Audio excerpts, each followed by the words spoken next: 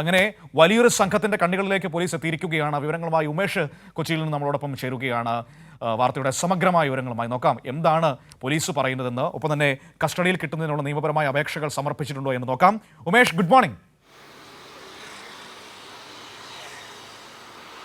Good morning Manu. Umesh, കുറച്ച് ദിവസങ്ങൾക്ക് ശേഷം വീണ്ടും കള്ളന്മാരുടെയും കൊള്ളക്കാരുടെയും വാർത്തകളിലേക്ക് തിരിച്ചു വന്നിരിക്കുകയാണ്. കഴിഞ്ഞ ദിവസം ആരോ പറയുന്നുണ്ടായിരുന്നു, ക്രിസ്മസിന്റെ ദിനം ഉമേഷിനെ കണ്ടപ്പോൾ ഇന്നൊരു നന്മയുള്ള വാർത്തയാണല്ലോ ഉമേഷ് നൽകുന്നത്, സന്തോഷമെന്ന്. ക്രിസ്മസ് കഴിഞ്ഞ് ഉമേഷ് വീണ്ടും പഴയ പരിപാടിയായിട്ട് ഇറങ്ങിക്കുക.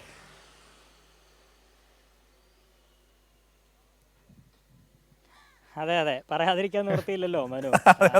എന്ത് ചെയ്യാൻ പറ്റുമല്ലേ, എല്ലാവരും കൂടി ഇങ്ങോട്ട് വരികയാണ്. കേസിൽ വളരെ പ്രധാനപ്പെട്ട നിർണായകമായ ഈ കേസിൽ വളരെ നിർണായകമായ ഒരു അറസ്റ്റ് കഴിഞ്ഞ ദിവസം ഉണ്ടായി. അത് ഈ യുവമോർച്ചക്കാരനായ ലിങ്കൺ ബിശ്വാസാണ്. ബംഗാളിലെ യുവമോർച്ചയുടെ വലിയ നേതാവാണ്. ഏറെ പ്രതിസന്ധികളൊക്കെ തരണം ചെയ്താണ് അയാളുടെ നാട്ടിൽ പോയി അയാളെ പോലീസ് പൊക്കിയത്. ഇയാളെ വിശദമായി ചോദ്യം ചെയ്തു വരികയാണ്. വളരെ പെട്ടെന്നൊന്നും ഇയാളിൽ നിന്ന് സുപ്രധാന വിവരങ്ങൾ ലഭിക്കുമെന്ന് പോലീസും കരുതുന്നില്ല. പക്ഷേ ഇയാളെ പൊക്കിയതിന് പിറകെ പോലീസിലെ ഒരു സംഘം ഈ പറയുന്ന ഉത്തരേന്ത്യയിൽ തുടരുന്നുണ്ടായിരുന്നു. അങ്ങനെയാണ് ഈ ലിങ്കൺ ബിശ്വാസിൻ്റെ കൂട്ടാളികളായ ചില ഉത്തരേന്ത്യൻ സ്വദേശികളെ ഈ ജാർഖണ്ഡ്, ഹരിയാന, മുംബൈ എന്നിവിടങ്ങളൊക്കെ കേന്ദ്രീകരിച്ച് നടക്കുന്ന അന്വേഷണത്തിനിടെ പിടികൂടിയിരിക്കുന്നത്. രണ്ടുപേരാണ് നിലവിൽ കസ്റ്റഡിയിൽ എന്നാണ് നമുക്ക് ലഭിക്കുന്ന വിവരം. ഇവരെ പോലീസ് ചോദ്യം ചെയ്തു വരികയാണ്. ഇവരുടെ പങ്ക് വ്യക്തമായാൽ അവരുടെ അറസ്റ്റ് രേഖപ്പെടുത്തി ലിങ്കൺ ബിശ്വാസിനെ കൊണ്ടുവന്നതുപോലെ തന്നെ കൊച്ചിയിലേക്ക് എത്തിച്ച് ഇവിടെ കോടതിയിൽ ഹാജരാക്കുന്ന നടപടിയിലേക്ക് പോകും. ഇത് ഒട്ടേറെ പേർ ഇതിൽ പ്രതികളാവും എന്നുള്ള കാര്യം ഉറപ്പാണ്. കാരണം ഈ വിർച്വൽ അറസ്റ്റ് തട്ടിപ്പ് എന്നൊക്കെ പറഞ്ഞ് ഈ കാക്കനാട് സ്വദേശിയിൽ നിന്ന് തന്നെ 4.12 കോടി രൂപ തട്ടിയെടുത്തിട്ടുണ്ട്. ഇത് ഏതെങ്കിലും ഒരു അക്കൗണ്ടിലേക്കല്ല ഇയാൾ മാറ്റുന്നത്.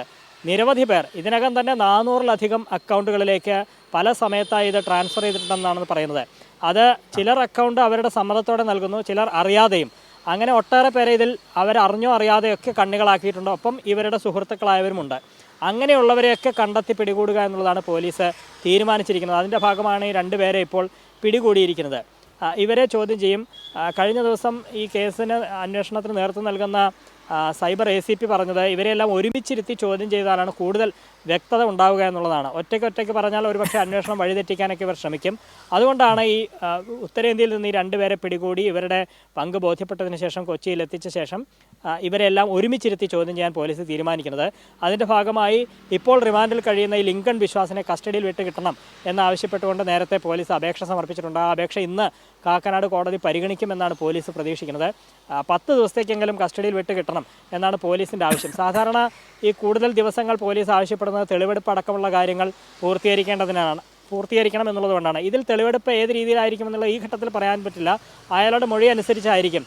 കാരണം വിർച്വൽ സൈബർ തട്ടിപ്പാണല്ലോ. അതുകൊണ്ട് ഒരുപക്ഷെ ബംഗാളിലേക്ക് പോകേണ്ടി വന്നേക്കാം എന്നൊക്കെ കണക്കൂട്ടലിൻ്റെ അടിസ്ഥാനത്തിലാണ് ഈ കൂടുതൽ ദിവസം പോലീസ് ചോദിക്കുന്നത്. മാത്രമല്ല കുറേയേറെ കാര്യങ്ങൾ ഇയാളിൽ നിന്ന് അറിയേണ്ടതുണ്ട്. ഇതിൻ്റെ എങ്ങനെയാണ് ഇതൊരു നെറ്റ്വർക്ക് ആക്കി പ്രവർത്തിച്ചത്, ഈ അക്കൗണ്ടിലേക്ക് മാറ്റിയ രീതി എങ്ങനെയാണ്, ഈ തട്ടിപ്പിൻ്റെ രീതി എങ്ങനെയാണ് എന്നുള്ളതൊക്കെ ഈ ലിങ്കൺ ബിശ്വാസിൽ നിന്ന് ചോദിച്ചറിയേണ്ടതുണ്ട്. അതുകൊണ്ട് ഈ ഇപ്പോൾ ഉത്തരേന്ത്യയിൽ നിന്ന് പിടികൂടിയവരെ കൂടി ഇവിടെ എത്തിച്ച് ഇയാളെയും കസ്റ്റഡിയിൽ വാങ്ങി ഒരുമിച്ചിരുത്തി വിശദമായി ചോദ്യം ചെയ്യാനാണ് പോലീസ് തീരുമാനിച്ചിരിക്കുന്നത്. ഇന്ന് തന്നെ അയാളെ ഒരുപക്ഷെ കസ്റ്റഡി അപേക്ഷ പരിഗണിച്ച് ഒരുപക്ഷെ കിട്ടിയേക്കാം എന്നുള്ളൊരു പ്രതീക്ഷയും പോലീസിനുണ്ട്. ഇവരെ വിശദമായി ചോദ്യം ചെയ്തതോടെ ഇതിൻ്റെ കൂടുതൽ തട്ടിപ്പിൻ്റെ വ്യാപ്തി തിരിച്ചറിയാനാകും എന്ന് തന്നെ പോലീസ് കരുതുന്നു. മനു.